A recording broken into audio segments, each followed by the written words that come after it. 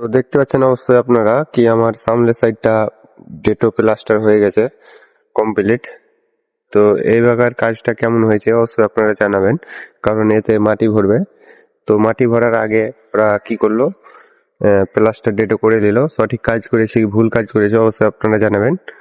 তো এটা লং আছে এখান ওই কোণ পর্যন্ত, একদম ওই কোণ পর্যন্ত দেখতে পাচ্ছেন। তো এটা লং আছে 40 ফুট একদম পাক্কা, আর এটা লিয়া 3 ফুট 1 ইঞ্চি, মানে একদম নিচ থেকে ওই রাউন্ডটা নিয়ে প্লাস্টার। তো কত ফুট কাজ হয়েছে, একটা মিস্ত্রি আর একটা হেল্পার, এবং এখনো কাজ করবো আমরা। এই দেখেন মশলা মাখাচ্ছে। তো আমরা কোন সাইডে কাজ করবো আপনাদেরকে একটু দেখাই।